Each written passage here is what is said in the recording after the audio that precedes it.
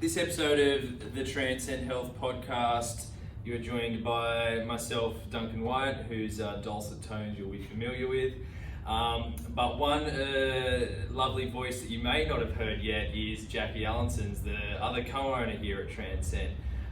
So she joins me now. Yes, thanks and welcome to Transcend Health Podcast from the other owner of Transcend Health. Perfect. And so exercise physiologist.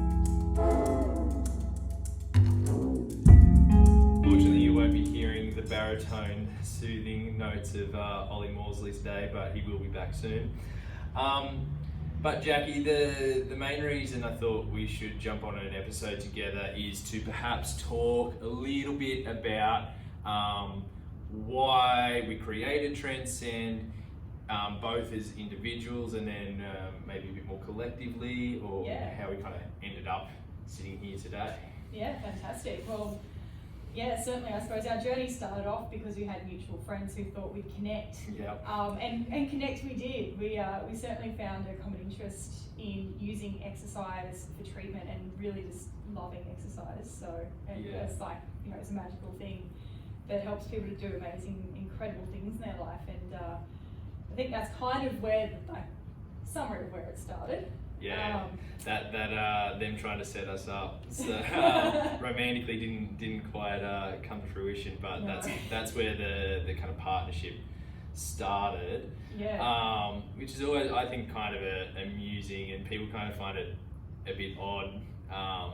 But at the end of the day, we were two people with common interests. We just weren't that into each other. Absolutely. And I think it's probably worked out for the best, and I think certainly our respective partners would agree that it's definitely worked out for the best. I'm damn sure, although you had to ask Meg about that. Oh, I think she likes you most days. Yeah, most days. So maybe let's kick in and go with why did you become an EP or an exercise physiologist? How you got into exercise, that kind of thing. Well, I fell into being an exercise physiologist. I started off doing a food science degree at university, and my interest in doing food science, I actually wanted to be a dietitian. I was falling asleep in class in high school, and just after lunch, I would have lunch, and then without fail, I started falling asleep after lunch. Those final 2 periods at school, you just see my handwriting go off into this weird little squiggle that you can't read. And I was a very studious child, so nerd I think is a really accurate description.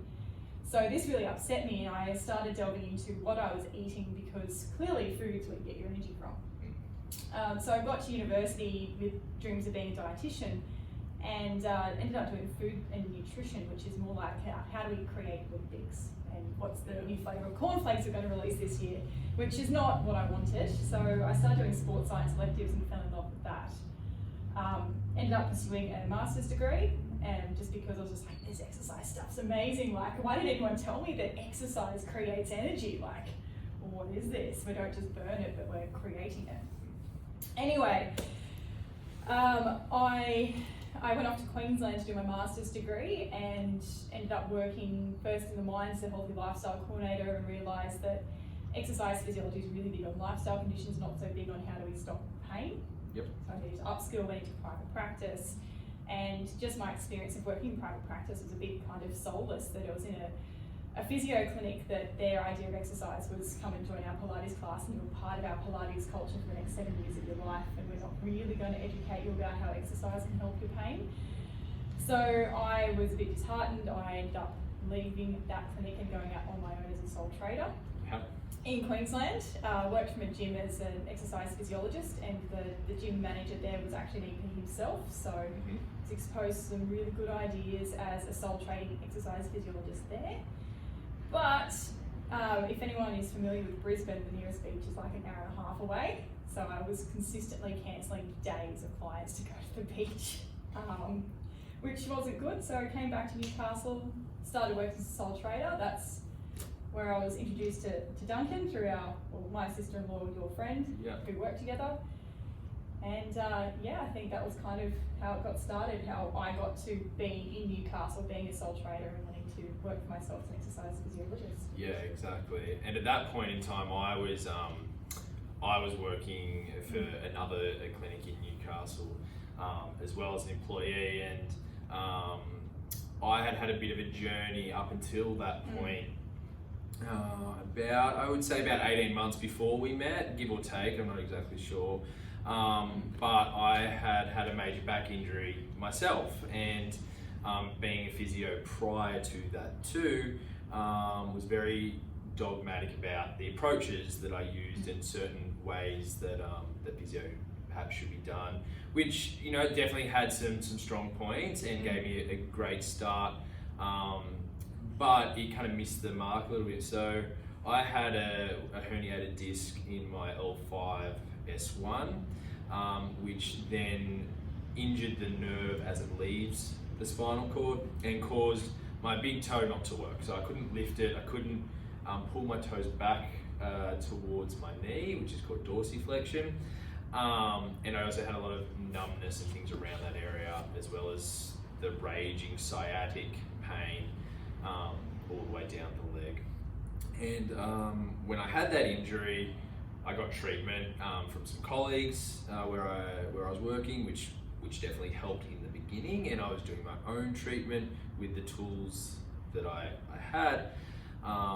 But they weren't quite cutting the mustard after a couple of months. Like, I was able to go to work, I could live my life, but I was still having episodes of pain, still waking up during the night multiple times. Lots of things we hear clients say, right? Yeah. And so it gave me that real kind of user experience of what it's like to see a physio and get treatment, and then where it stopped helping. So the limitations it had, and then that's where I really dove more into exercise and movement and some other modalities as well, to try and find those solutions to the limitations that I was facing, and did things like gymnastics and dance and yoga, meditation, weightlifting, lots of different things that had lots of good stuff in them, but not everything in all those disciplines is good, and I'd take bits and pieces, and then 12 months after that injury I was completely pain-free, more capable, more resilient than, from a physical point of view anyway, than I had been pre-injury. And so that's kind of when I got to this point when I then met you, and I was saying, look, like, I see a bigger picture for how physio and healthcare can be delivered in Newcastle, and where I'm currently at, the environment there, like, just even from a physical point of view, I couldn't use all of these tools and modalities that I kind of discovered that seemed to be helping patients, because I was using them or trying to use them already, and obviously, like you said, you were a sole trader at that point, and then we started bouncing some ideas around. So maybe let's get your perspective on those next couple of months or something. Yeah, absolutely. And I think it was because we started bouncing ideas, and that we really had that common interest in, like, exercise is amazing and being totally underutilized in this space. I think I mentioned, like, on that first date that we went on, that, like, you know, exercise, like, is magic, and I have this big, hairy, audacious goal of having Newcastle being Newcastle's fittest, healthiest, happiest city, and really incorporating exercise into that. And from there, you and I were talking about, well, how do we help people to really embrace this idea of exercise, movement, just moving your body and not relying on passive treatments is actually far more powerful than what anyone's really giving it credit.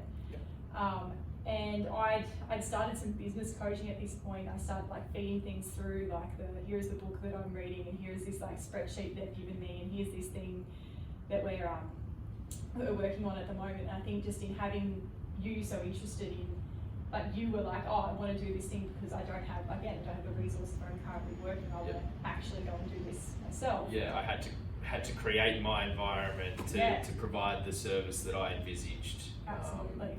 To be of most benefit. Yeah, so when I was feeding you with all these things, I'm like, this is what you do, this is how we do it, we just kind of naturally fell into doing it together, because we had each other to talk about these bigger, grander ideas. And when you would say, like, X, Y, and Z. And I'm like, oh yeah, and this as well. And we just kind of start bouncing and growing and creating this vision of what it could be if we did this together instead of if we did on our own. And one of the things I do remember saying to you was like, well, we could do this as like a physio, an EP, and have kind of similar business in Newcastle and just end up being competition. Or if we do it together, it's not 1 + 1 = 2, it's 1 + 1 = 1 million. Maybe. It's not quite a million.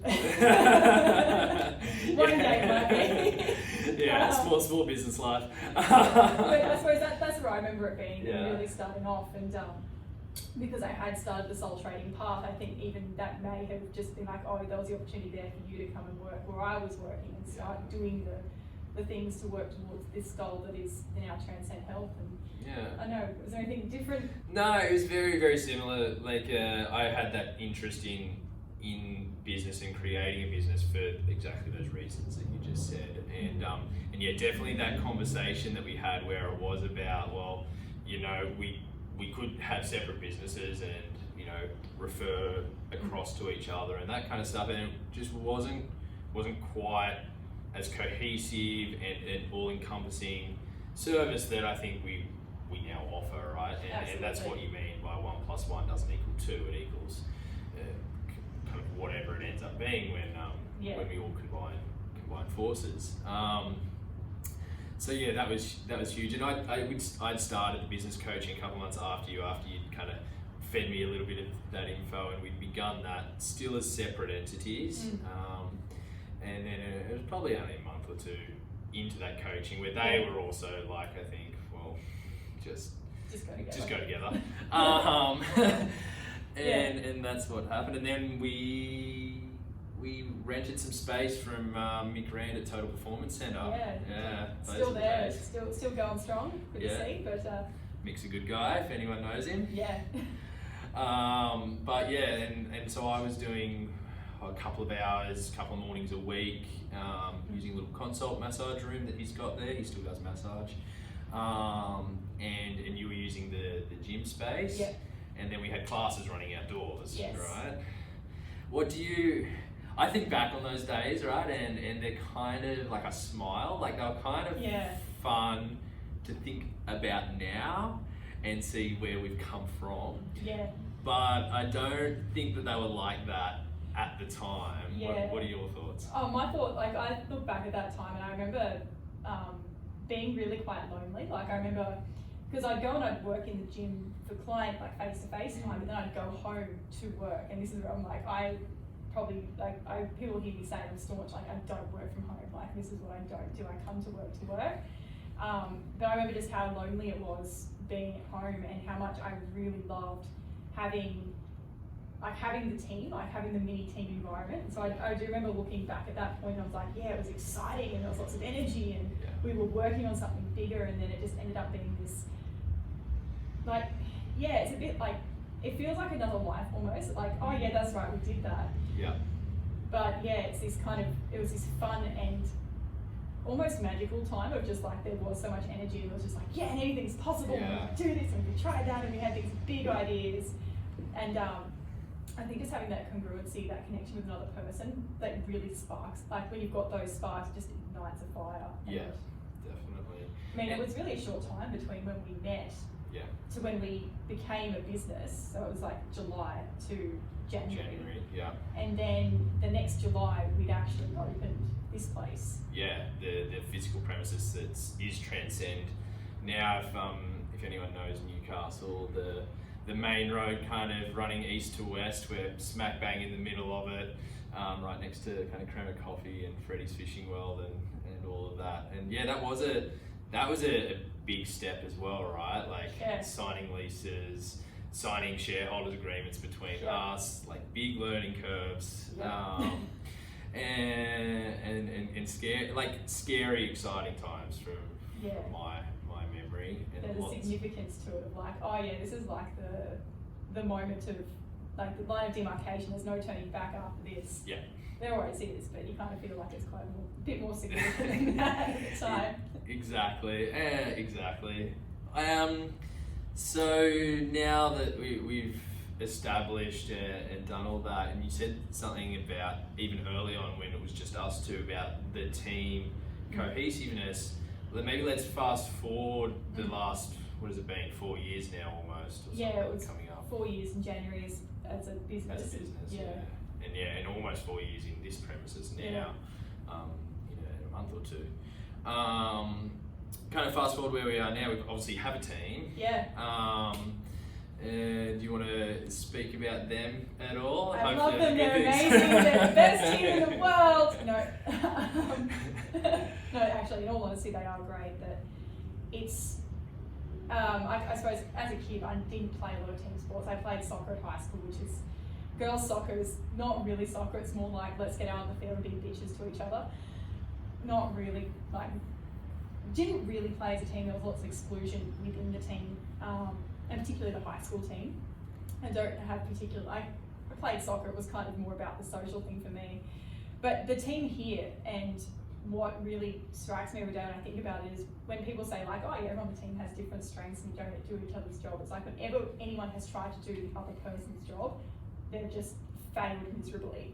And I really love that about the team, is that whenever we've got something going on, and regardless of the frustrations or the stresses or anything else that's going on, we know that, righto, I know if I need X, Y, and Z done, I can take it to that person, or if I need help with deadlifting cues, I'm going to go to Ollie. If I need handstand drills, I'm going to go to Luke. And there is just such amazing cohesiveness in that, just respect for each other's skill set and differences, that having the right puzzle pieces to bring the greater picture together is just, it's really amazing. I really get so much pleasure out of having the team around. Yeah, and now I think it is back to that thing that you said before, where it's 1 + 1, and now it's equals whatever. Well, now it's 1 + 1 + 1 + 1 + 1, like 6, okay? Yeah. And like Janelle and Sarah obviously are on admin, and we need them to do the accounting and the helps with marketing and help with reading people and relationships and all of this, because we're at a stage now where to have the impact of making Newcastle the healthiest, happiest place, it's not possible with just 2 people. Oh. And in all honesty, the business would need to be a lot bigger to fully reach that, but we're kind of stepping our way there, right? Absolutely. And I think that team that we've got there, that let's call it the insular team, or the Transcend staff team, it is really a very cohesive unit nowadays, and it also feeds out into the people that we help, right? So our members who do their personalised programs in our small group setting, also then influencing their friends, they're becoming friends with each other, which then further influences, and it's this kind of exponential,